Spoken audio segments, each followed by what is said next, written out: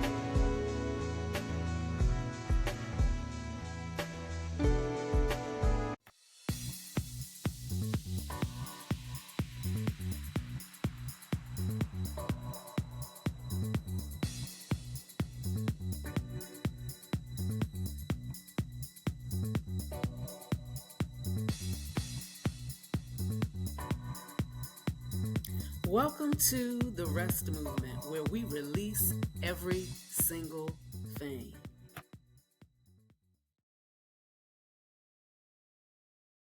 All right. So how you, girl, let me tell you about me and my clumsiness. Yesterday was my first day back to work after having a fall. I'm sure I told you, but y'all know, oh girl, fell in this icy snowstorm that we have in the DMV. And I discovered something. God revealed something to me Sunday about this fall, because homegirl always fall. I even fell again after the fall in my room trying to put my present, and knowing I hurt my knees and hurt my back. Why would I be standing up trying to put on some G's when I know I just injured myself? Now, ordinarily that would be fine, but you injured trying to pull it up. Who didn't do the tumble on this hardwood floor with legs flying up in the air? But homegirl got back up and cracked up laughing like, seriously, you don't have nothing better to do than fall again? I'm sorry. So, but what God revealed to me, What's that? you know, I laugh at people when they fall, but I also laugh at myself. I mean, crazy laugh. I didn't laugh when I fell this time. I actually panicked. I got scared because I was outside. What happened was I stepped up on the ice with my left foot. I had just walked around my car. I was going to the other side to get my bag on my way to see a patient. And I put my left foot up and then brought my right foot up, and the right foot went instantly, sunk down through the ice into a hole and threw me to the ground. My bag was in my car. On the sides of my bag, the pockets are both my phones. So I'm now on the ground and I don't know how I'm going to get up. My eyes started watering. I got scared for a second, like, oh my gosh, I'm going to be out here. All the people who had just been walking up and down the sidewalk, where these dog walkers go? Nobody's around now. And I said, calm down. So, it happened in a matter of seconds. Mm-hmm. But that's the first time I've ever been injured with a fall. I've fallen down steps. I've had that big backpack that feel like a body bag when I'm going to see my patients. I've had that on my bag and slung that over my back and went down the steps. I mean, DC steps, you be tumbling for days. Get up, not injured at all. Wow. Because I'm cracking up at the bottom. You're releasing dopamine. And so it doesn't allow me to get injured. I'm like, well, God, who knew that you would teach me how to laugh when I fall, and that really had a benefit? So homegirl, if it ever happens again, she will not be falling. Oh, we need to invite y'all in. Hey, y'all. Welcome to another episode of the R.E.S.T movement. I am Renee Young Blake, the Nugget Dropper, and here we are helping you reset, reboot, reload, and restore. Guess what? Healing is our hustle. And to my right. Hi, everybody. It's Sonja, the soul stirrer. All right. She's soul stirring 2-3 weeks in advance. 2 weeks in a row. You never know what kind of soul she's stirring up, but we're glad about it. So today we're continuing our conversation, how to get from stress to rest. Rest being releasing every single thing. We want to remind you, if this is your first episode, make sure you subscribe. And if this isn't your first episode, make sure you are liking, you are commenting, you are sharing. And for those of you who do that, we are grateful to you. For those of you who don't realize, we got to by the end of January, our goal was 100 subscribers, and we made our goal. So now I said by June, I want 1,000. That means to tell your friends, to tell their friends, to tell their friends. If you just text 30 people, tell your 30 people to text 30 people, we can make this happen. We're trying to build this community because we recognize if we have been through things and we are allowing our transparency and our discussions to help other people women come unstuck. And I got a call from one of my neighborhood friends when we were little kids. We lived a few doors from each other, and he's a male. He said, I know your podcast is for women. He said, but I'm learning stuff too. And I share with my coworkers. And so while our focus is women, guess what? The topics we talk about are not always just for us. So share it with anybody. If this conversation, if this episode blesses you or touches the heart of you, guess what? It will touch somebody else. So we want to make sure that we are sharing this information, that we are ensuring that other people get what we got, which is their freedom. Because guess what? It's Freedom Fridays. Fridays. It's Freedom Fridays. Fridays. It's Freedom Fridays. Fridays. So come on and let's get free. Yes, yes, yes, yes. So we talked about, again, we're talking about stress. We're talking about why so many women are tired, even when they're still showing up. We're talking about why we are, when stress and being tired is no longer serving us, and really identifying what's happening. We're not saying that there's something wrong with you. This is information. And remember, every week I tell you, awareness is the beginning of healing. So when we become aware that there is an issue, it gives us an opportunity to acknowledge. And then once we acknowledge, we can begin to take action, because we're not sweeping things under the rug anymore. When I think about my mother's generation and them not being able to be as free as we are, being able to talk about their issues, being able to share things without embarrassment, without feeling ashamed. Now our transparency, it's like, I know that there are other people that deal with the same thing that I deal with. So I don't have any reason not to be transparent. So we don't want to continue to normalize stress. We don't want to just act like stress is normal and, we're all stressed out. No, we all should not be stressed out. And so we want to get you to a place of rest. Where we ended, we were talking about when stress becomes an identity. Over time, stress reshapes your identity. We talked about, we stop asking, what do we need? We stop asking, how do we feel, or what we're feeling. We never sit in what we're feeling. And we start asking, what's next? We just move on to the next thing. Who needs me? Because we want to be everybody's savior. We're always trying to do for other people, and what we don't want to fall apart. So we talked about, I think I mentioned, when stress becomes the identity, rest feels unsafe, because I think we talked about when we're not doing anything, we feel like, we should never be able to just put our foot up. It's always something we got to be doing, and feeling guilty. So the question was, how did stress begin to shape how you saw yourself? And I know for me, I know that physiology, the body works off of stress, but God never intended for that emotional, mental stress to be the thing that guided us. Yes, your body, if your blood pressure is high, then your heart rate will do something different to kind of balance out your body. But that's naturally happening by God. That's not something that we get to do. So he's not telling us to mimic that because we're not God. He's not saying go on and live your stress life and have your anxieties and all of those things. He wants us to get through that and not have that kind of existence because it's not healthy. I don't know if you had anything you wanted to add for how did stress begin to shape how you saw yourself. I really don't have a lot to add to that because I think with stress, a lot of time we don't even recognize stress that's happening to us. We just think it's part of our everyday routine. Mm-hmm. Sometimes it'll shut you down though,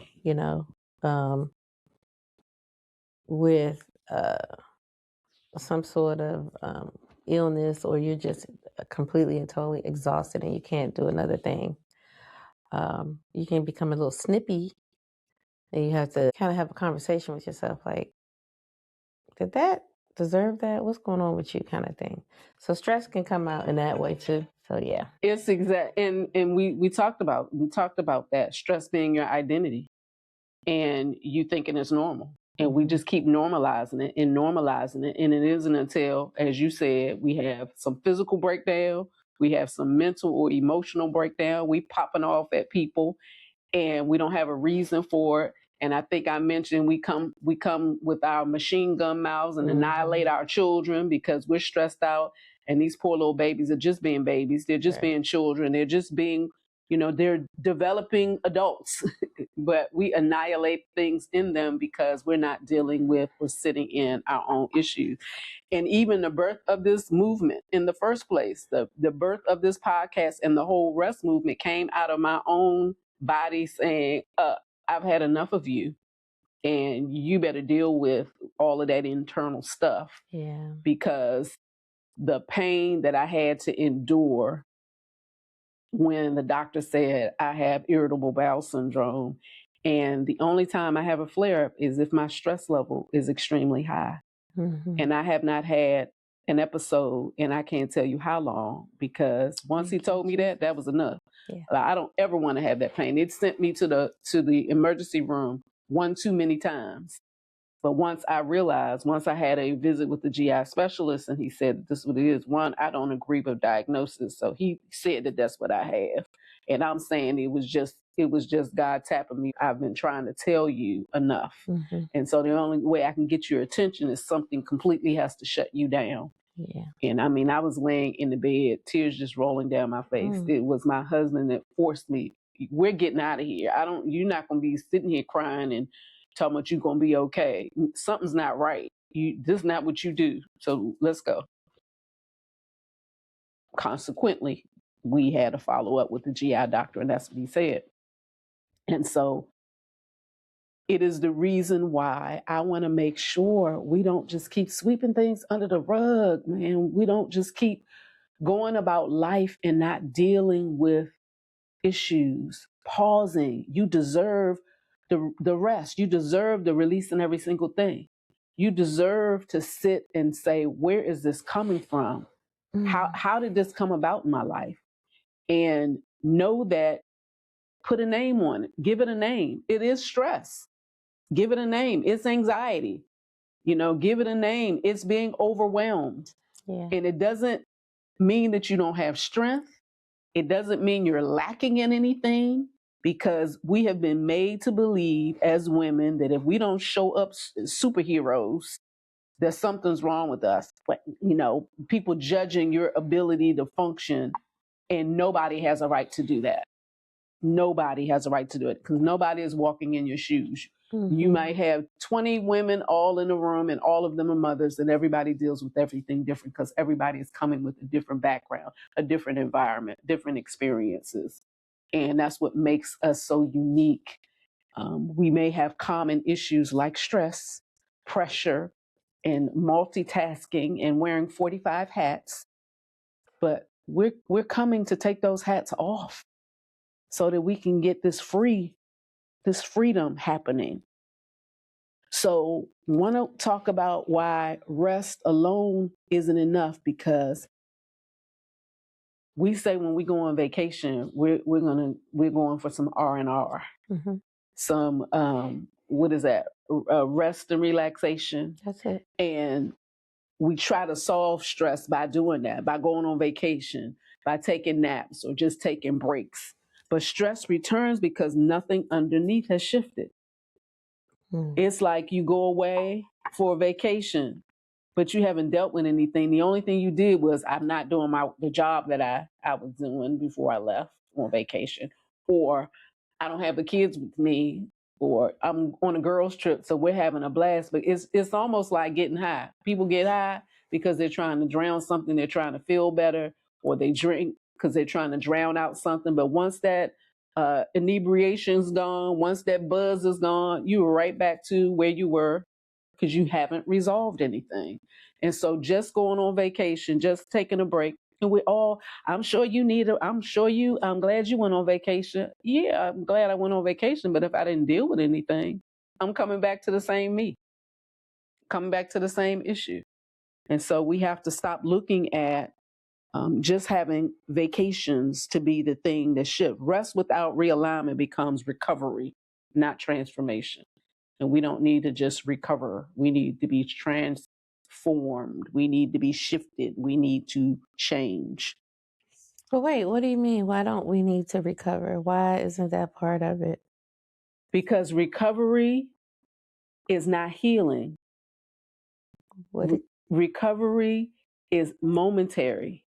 So you recover a part of you, like you go to sleep, you take a nap, you've rested, but the issue is still there. If you don't get realigned, if you don't deal with it, rest alone is not going to sleep and taking a nap or taking a break is not going to do it. Because again, you're coming right back to what you had before you went into it. Yeah. Making sense? Yeah, because that's like people who are sad or depressed. Yeah, they sleep a lot because they don't want to deal with the actual thing that's causing it. And so when you're sleeping or you're sad, you're buying time. But the issue is going to be there when you wake up. Absolutely. We got to deal with it. Got to deal with it. You can rest your body and still strain your soul, your mind, your will, and your emotions are still struggling. Because as you said, depression comes, and we're not talking about clinical depression, because that's something that you get help with. You go to a psychologist, you go to a therapist. We're talking about sadness, depression that's not clinically diagnosed. Yeah, it's you having this sadness and this overwhelming feeling, and like you said, you go to sleep or you take naps, you try to withdraw, you isolate, all of these things, trying to recover and get your energy back, get your zhuzh back. And it may come back, but why did you get into that state in the first place? Right. You're just seeking to recover back to that. That kind of helps the answer. You're kind of just trying to get back to your baseline. But why did you get sad? Why did the sadness come in the first place? And you may not know, and that will be the purpose of going to get some help, so that you can start digging. Right. You don't know. Sometimes it's just even being somewhere and somebody reminding you of something. You see somebody that resembles somebody, and all of a sudden it's triggering something in you that you don't even know is being triggered till you get home, and all of a sudden sadness comes on you. Because the enemy always knows. Right. And he always knows how to stir stuff up if you're not being watchful. Indeed. Mood swings can come quickly. I experienced that being home, having been injured. After a while, it's like, okay, I'm accomplishing things because I can't go, I can't do nothing.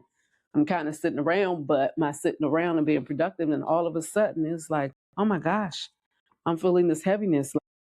I can't just be sitting here, even though I'm accomplishing some goals that I would not have been able to accomplish going to work every day.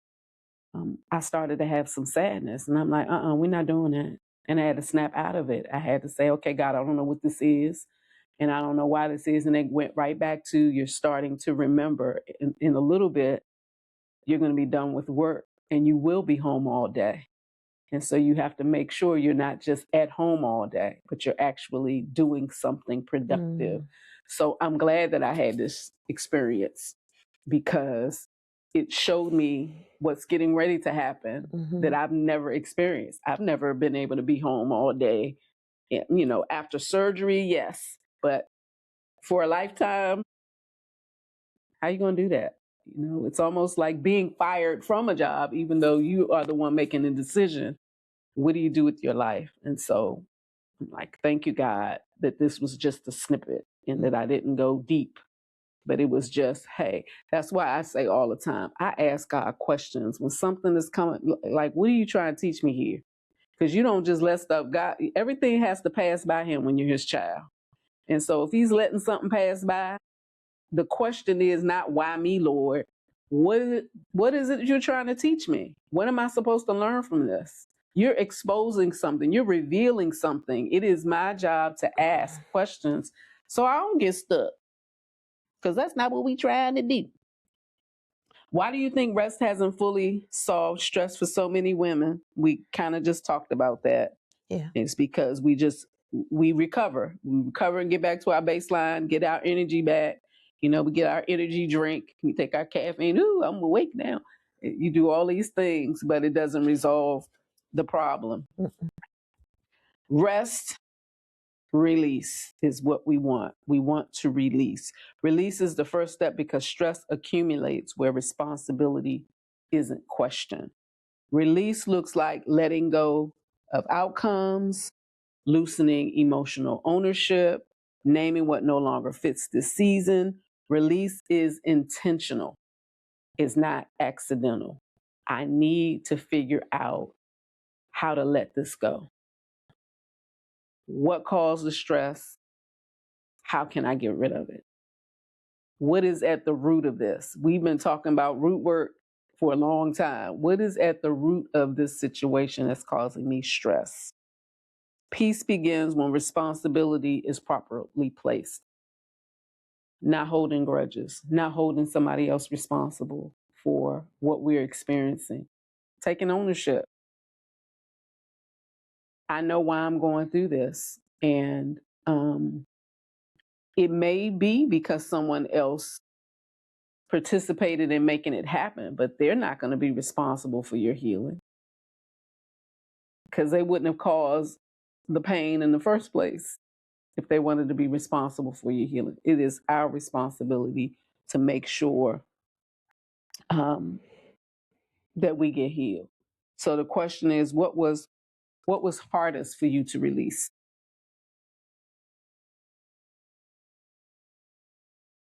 Probably unforgiveness from being in probably every situation, learning how to be forgiving and not play, or even if I felt that my reasoning was legitimate, telling myself not to become a victim and that I wanted more for myself. So I needed to release what was behind me so I could move forward. Forgiveness is so difficult for most people.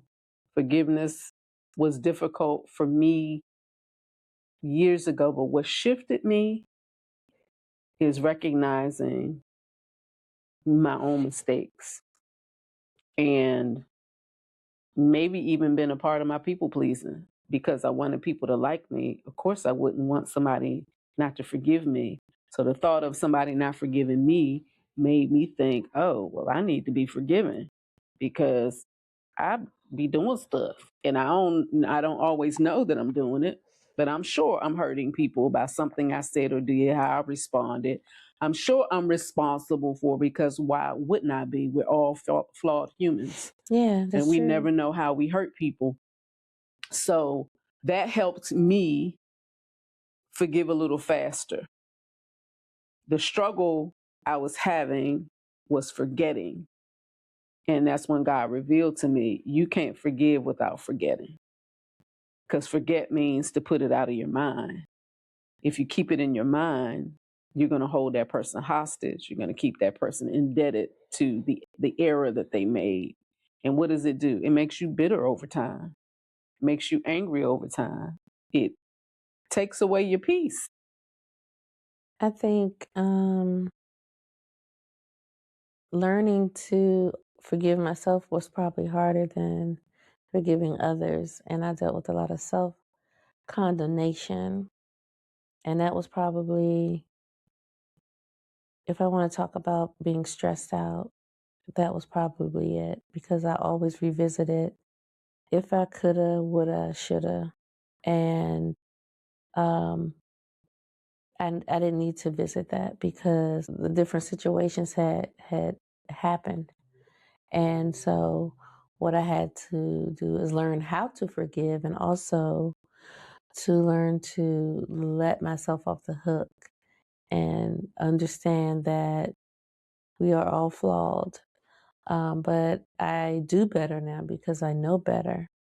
Where do you think that came from, that you had unforgiveness towards your own self?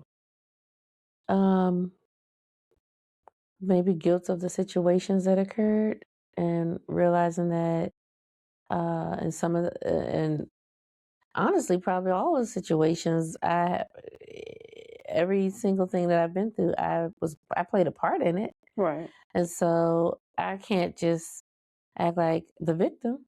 I had to rethink the whole thing and be honest with myself and say, uh, this is what I did, and this is how I could have done it, or I didn't have to do it at all. And why did I make those decisions? And so that was going down a rabbit hole, of course, taking me way back. So do you think, in having unforgiveness for yourself, that you were kind of blaming yourself for what happened? Oh, most certainly. Most certainly. And Were you letting them off the hook because you were blaming yourself? I don't think so. Okay. No, I don't think so. I think I was mad at everybody. I didn't forgive them, and I ain't forgive me. We was all a big mess. They didn't know it, and they could care less because they living their best life, right? And so that's the other part. That's always the case, right? You hold on to stuff and you watch them like, then you be out partying, be out on vacation. And I'm seeing, now we got social media, I'm seeing you at the beach and I'm still mad about what you did to me, and you out there with some other joker. And all this. Man, when I tell you how much oxygen and energy I've wasted in life. Yeah, we all have, and I hope that's the catalyst to this podcast, that we have family and friends that are watching and learning and understanding some of the things we did, so that they will have the answers and hopefully some solutions, so they won't have to do those same things, and then they can learn based on what we've been through. For sure. It is to a certain extent normalize what you're going through, to say, hey, you're not the only person. You know, we've done that too, but we are on the other side of through. You will get through this, but you have to choose. One, be aware there's an issue, because you said at the onset, some of us don't even know we're stressed out because it's so normal to us. We just think that's the way life is. And it's just like being raised in a home where there's lots of chaos. You think that's normal. Chaos is what we do, until you go spend the night over somebody's house that is full of peace, and you're wondering, like, why are your parents not screaming and yelling and cussing each other out? Your parents don't do that? Oh my gosh, never. My parents were cussing each other out. What are you talking about? Then you go miss the peace family, go spend the night over chaos family. You're like, oh, calling your mother, can you come and get me? Because these people crazy. Because you're not accustomed to that. That's right. And so if you don't know that you have a problem, you won't know that you need to fix something. That's so true.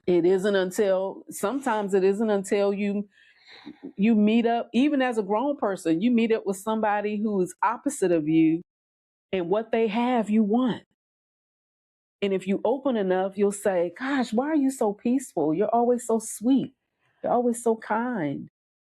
I think it's also some people that's just in their DNA. That's who they are. They've always been that way. And some people have come from chaos and realize they don't want that in their life. And they make the shift. I am at a place now where a lot of excitement and drama and going back and forth, it's like a disruptor for me. And I was recently in a situation where I heard a lot of back and forth and screaming and hollering. And it kind of messed me up for a minute because I had become very aware of enjoying the peace and having that. And actually, it's it's a very beautiful place, especially when you've been through a lot, right? Mm-hmm. And I've also learned to recognize, and I think we've talked about this many a time, that some of the chaos and things that we see aren't because of what we see. It's basically something that has happened. And so we can't be judgmental about it, and becoming closer to God and building my relationship with Him. I've become very aware of looking at the spirit and understanding that that's a place of pain and I need to pray. Mm-hmm. And not always that I need to console that person, because sometimes they don't want that at the time. And so our superpower is praying for what God shows us to pray for. I don't know what word I was going to use, but I wanted to just tap into what you just said, because it is what you just said is so important, even in this climate that we're in. When we see the news, when we watch government officials, when we watch people that we don't care about, we don't like what they're doing, we don't like how they're operating, we don't like the way they're hurting people. We spend too much time talking about them and not praying for them, because we're acting as if the God we serve doesn't have the power to change things.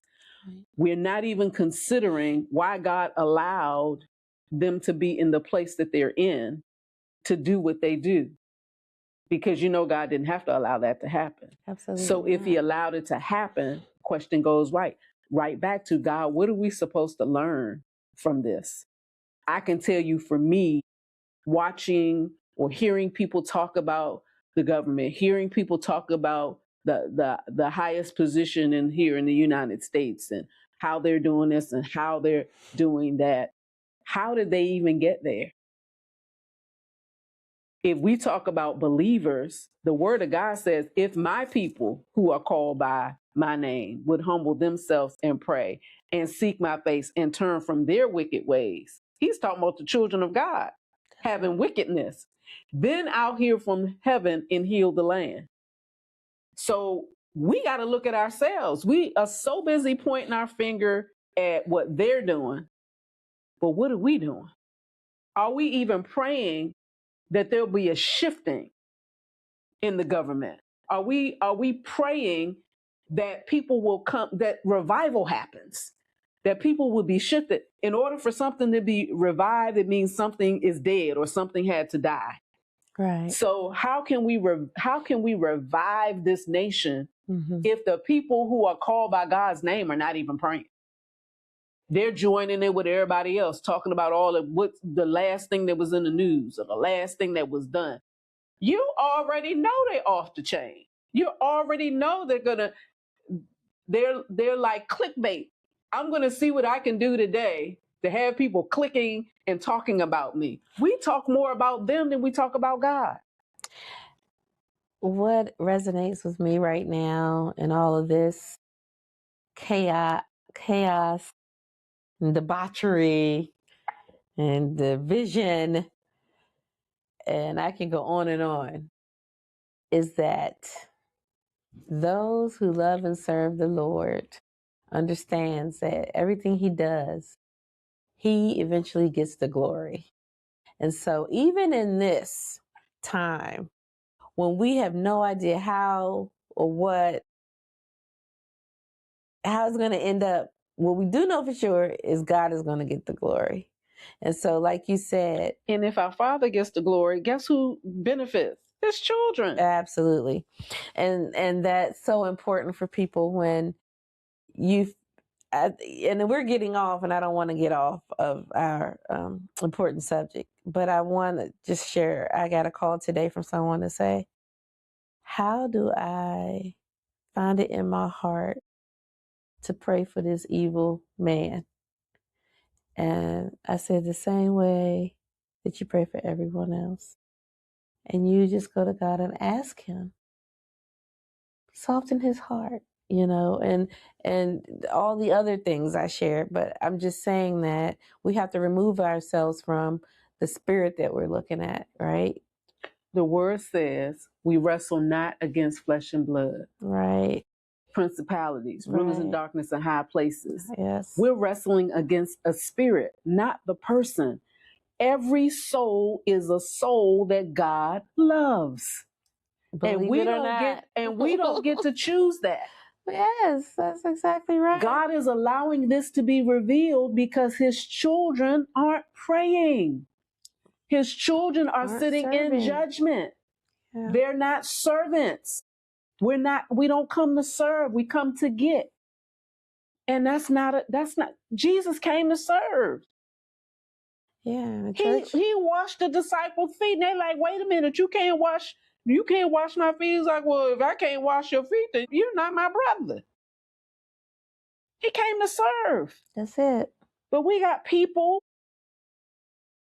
who always want, hands are always out. I want you to bring glory to me. I need to be this to you. No, where is Jesus in all of this? Right. Jesus is not in, listen, when it came to politics, didn't he throw over the tables? He surely did. Because the Sadducees and the Pharisees, they were evil. And we have to be careful about that, because whether we realize it or not, and standing in that place of looking at all those flaws, we are also hardening our own hearts. And so that's not what we're supposed to be doing. Absolutely. And you said you didn't want to come off subject, but it is because it's on subject or on topic because people are stressing. Yeah, they are. Every time they hear, oh, this is what they're doing now. If you are a child of God, it does not apply. That's exactly. You can do your. There's a movie. I love this movie. What is it? The Count of Monte Cristo. Oh, I love that movie too. Listen, my favorite line: "Do your worst. Do your worst. It's not going to affect me." Right. When somebody calls, did you see what they did today? No, I don't care. Because it's not going to affect me. So who I'm praying for are those who don't have the knowledge of the truth and are going to be stressed out about something that don't have anything. It's not my business. It's God's business. Attack the spirit, not the man. Attack the spirit. Attack the spirit, not the man. Because guess what? You got some evil spirits that be rising up in you with your little nasty attitude. Yep. I'm saying it because sometimes I got to check myself. Oh, that wasn't nice how you just responded. Right. That wasn't nice what you were just talking about. We all have a flaw or flaws. Everybody, just because they are in a position where you see everything they do. Right. There's some people in your family just as wicked. They just don't have power to do stuff. To everybody. But they're doing enough stuff in the community. That it feels like everybody. They're doing enough stuff in your family. Yes. So come on, let's stop being so self-righteous that we are not seeing the forest from the trees, that we are walking around with scales on our eyes, stressed out, like we walking around blindly. And we feeling for how we gonna make it through. Do not fear. You ought to know how you're gonna make it through because you know who your Redeemer is. Who are you serving? You know what a Redeemer is? you know who he is. When you know that, you can release all this stuff. That's true. That is the first step. That's what we're talking about. Release is the first step because stress accumulates where responsibility isn't questioned.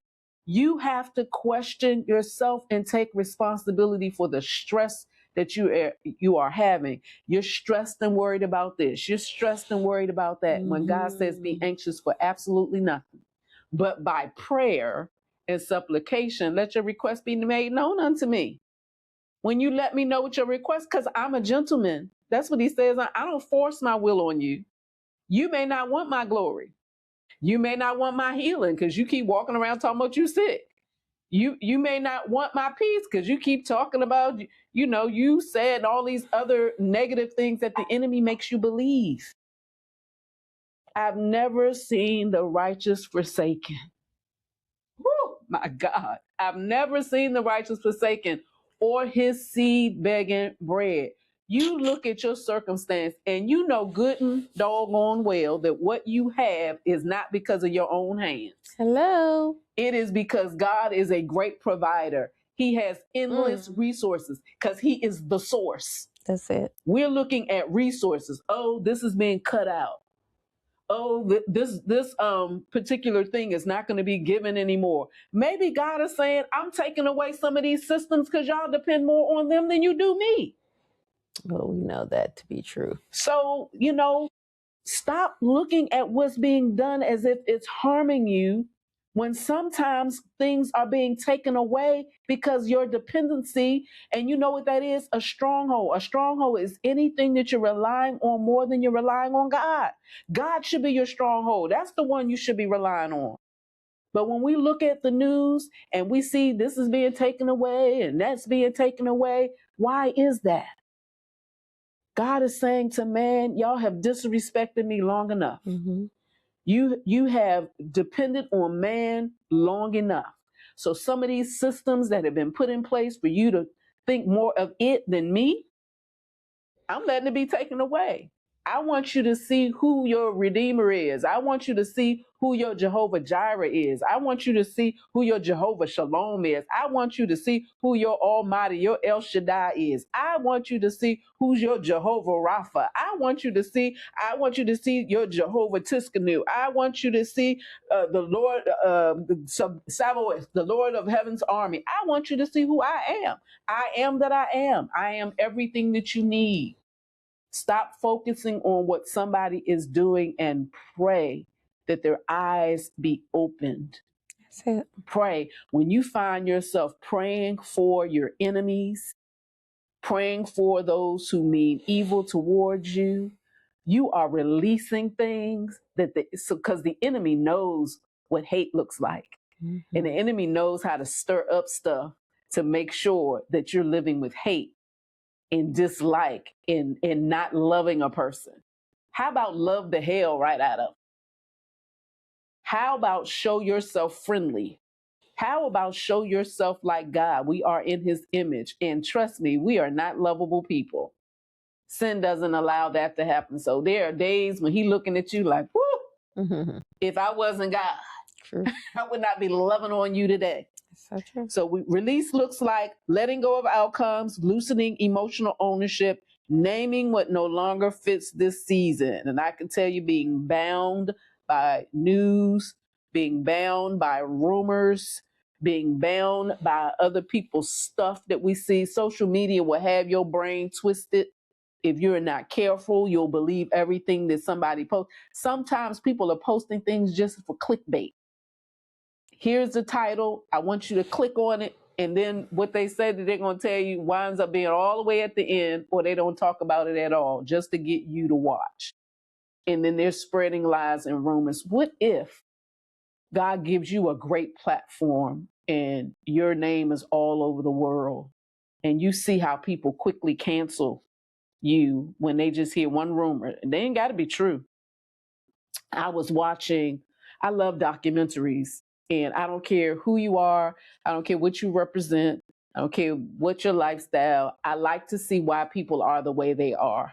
And I don't listen to all types of music. I like, gospel is what I listen to mostly, but I like jazz. And I like people. I love beats. So, I'm bouncing any kind of beat I hear. I'm bouncing until I hear the words and I'm like, oh, I need to stop bouncing to that. But there was I think it was on Netflix, a special on Megan Thee Stallion, Meg Thee Stallion. Is it Megan Thee Stallion or Meg Thee Stallion? Whatever her name is. And watching her story broke my heart. Now, even though I don't necessarily like the way she presents herself, but I would never disrespect this woman for the journey she's had to have. But watching how um, her father was locked up. He got out when she was young, and she instantly, they were thick as thieves, and he suddenly died of a heart attack. And then her mom, who became her momager, her mom was a rapper before her. She observed her mother as a child, watched how strong. I think she said she was a gangster rapper.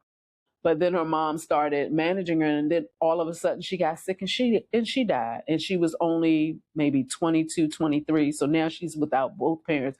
And her mother was the one who would tell her when she's doing it right. She would tell her, okay, now you need to put a little more inference. Now she's left to the wolves. And the person who was her best friend, who was, with her when her mom was around, when her background dancers, this girl betrays her for a man. This man shot her. And the girl didn't step up and say, yeah, he did shoot her. We were all in the car together. And he did shoot her. Mm-hmm. And the ridicule that she took, and the way people, I wasn't paying attention because I don't listen to the music, but watching all of these people in this documentary, it showed different clips of people talking about her so horribly, that she was a liar and he should have killed her. I mean, all kinds of nasty, horrible things. Mm. We go through so much. And I'm saying, when we sit in judgment of other people, we don't know their story. We don't know how they got there. We don't know what their experience. We only know what's been reported. But we need to believe the report of the Lord and stop believing the reports that we see everywhere, because people would put a report out on us with the instant and ruin lives just like that, just because it was something to say. Yeah. And somebody took hold of it and ran with it. Yeah. And this isn't an excuse for you all who may have heard a few rumors about someone that you may be interested in. Do your due diligence. Please don't use this as a scapegoat. Do your due diligence. Absolutely. We're wrapping it up. Release is intentional, not accidental. Peace begins when responsibility is properly placed. Amen. What was the hardest for you to release? I already said it. Is that forgiveness? Yeah. Yep. Evaluation. We need to evaluate our rest. Evaluation requires honesty without shame. We talked about that. Questions you need to explore. What am I doing out of fear? What am I holding out of habit? Because that's often where we get stuck. This is the way I've been doing. I've always been, this is just who I am. Don't try it. When the peace of God comes in, the Spirit of God is on the inside of you. This is not who you're going to continue to be. It causes transformation if you want it. And I can tell you, transformation is beautiful. Lord have mercy. What am I Another question you asked, what am I responsible for and what am I not? Goes back to that forgiveness. And you saying, I had to forgive myself and take responsibility. Everything is not always the other person. That's true. You can even look at the patterns, look at, relationships. You are the common denominator.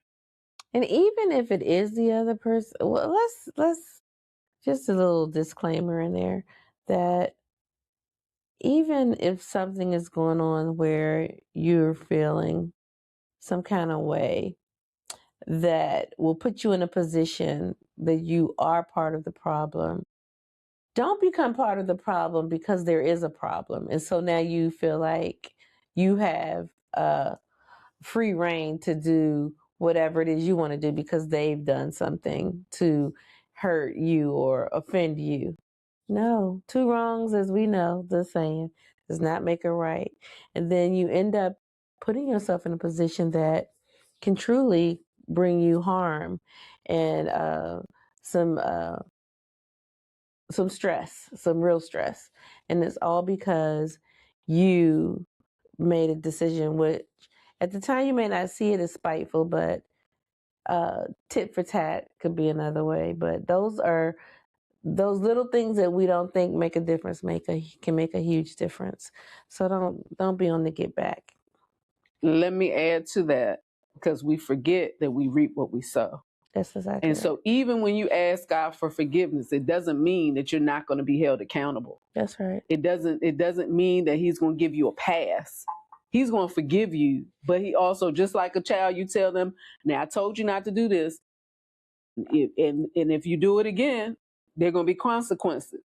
If they do it again, Yeah. I forgive you for it, but I told you. And so this gets taken away. They get disciplined. So just because you ask for forgiveness does not mean that God's not. So why put yourself in a position for God to have to discipline? Listen, I don't like God's discipline. I'd rather you check me than him check me. That ain't good. I want no parts. Nope. So I try to alleviate that in the beginning. Rest, again, releasing every single thing, requires surrender and trust. Surrender is releasing control. Not my will, Lord. Your will be done. The only way you're going to know what his will is, read his word. Only way you're going to know what his will is, talk to him. Tell him all about the struggle. Tell him all about the trouble. And then be willing to hear. Sit quietly. Sit in it. Let him speak. Sometimes we talk too much. The other part of surrender and trust is choosing peace before proof. Before there's even proof to see it, you already know who he is and you know he's going to work it out. Together, they create rest as a lifestyle, not just a moment. Having surrender and having trust in the one who we know is well able to do exceedingly and abundantly above anything we could ask or think or even imagine. When trust grows, stress loosens, urgency fades, peace becomes sustainable.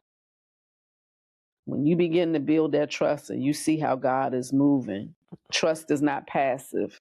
It's deeply intentional. You have to be intentional. When we talk, everything we talk about requires intentionality. And that intentionality will lead to your authenticity because you will finally get to see who you really are. Because we have been shaped and molded by things that have created an identity that is not even us. Carrying things that God never asked us to carry. Walking around with a garment of whatever. It's like a quilted patchwork. Here's a piece of me from this decade. Here's a piece of me from childhood. And you look at this patch all over you, this patchy quilt, and you have so many experiences in it. Sometimes God wants to give you a whole sheet, not just patchwork. He wants to unpatch the patches so that you can have the peace that you deserve. How has surrender changed your relationship with stress? I know that's maybe a difficult question because you said that you don't always identify stress as stress. But I will say surrendering for me, it changed my relationship with stress because I don't have to get stressed anymore. Even today, not today, even yesterday when I went back to work, I work Monday through Thursday. So I wanted to make sure that I was ready and they didn't pile on me. First thing, the conversation with our morning huddle, I was bombarded with all that happened while I was off. The patients that didn't get seen, and now it's going to be extra burden on me to make sure they get seen and make sure all these things happen. And I had to say to my supervisor, like, this is a lot. You expect me to see all these people in one day? Obviously not. Well, don't get smart with me. You giving me all this stuff, and what am I going to do with all this stuff? It's going to have to be pushed till next week. So for a moment, I almost went to stress, and I said, "Girl, you are counting down the days. I know you're not going to let this stress you." And wouldn't you know, I had the most perfect day ordained by God. When I tell you everything, it started with an email from one of the nurses who had been seeing my patients who I don't even know. She works part-time. And she sent me an email and said, "I'm sorry, but some of your patients spilled the beans and I didn't know you had fallen. And I hope you're okay. They told me they've been praying for you and worried about you. So I am praying for you too." That blessed me so much. It started out my day really well. And then I get this short meeting. And I said, I'm not letting that stress me. I'm going to go out here and have the kind of day that I command. And I said, Father, you already know. So I need you to extend grace and mercy everywhere I go so that I can have this day and I can do what needs to be done and be done with it. And God gave me a beautiful day. So we have to surrender to stress and allowing our relationship with God. So the final thing we want to say to you is stress keeps you alert. Rest keeps you aligned. And we want to be aligned. So we need to release every single thing. Alignment does what adrenaline cannot do. Adrenaline keeps you hyped up. It gets you ready because of stress. Alignment, you so at peace. You know, whatever God's will is, I'm going to be in his will. I'm not going to be in the way. I'm going to be in his way. And whatever he ordained, I'm good with it.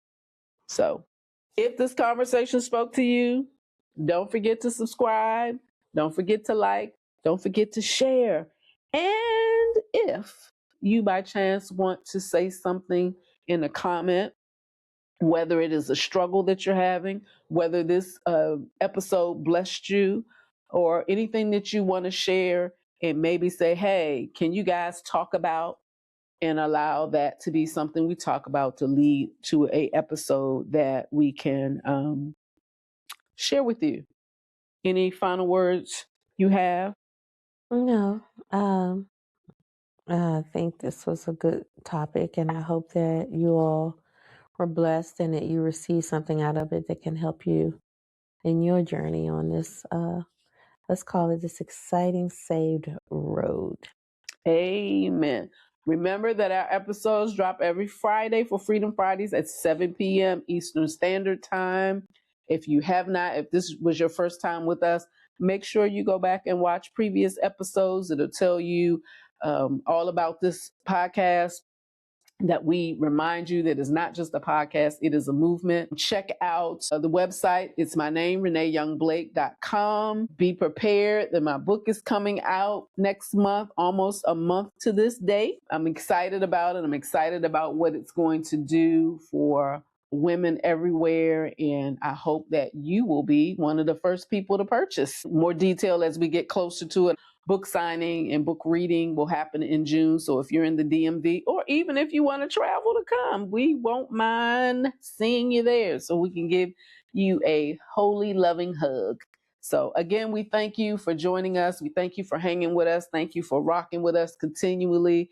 Thank you for all that you do to spread the word that we all need to release every single thing. We love you, and there's absolutely nothing you can do about it. See you next time. Thank you for watching the R.E.S.T Movement Podcast. Remember, keep breathing, keep believing, keep becoming. Like, comment, subscribe, and share. See you next Friday.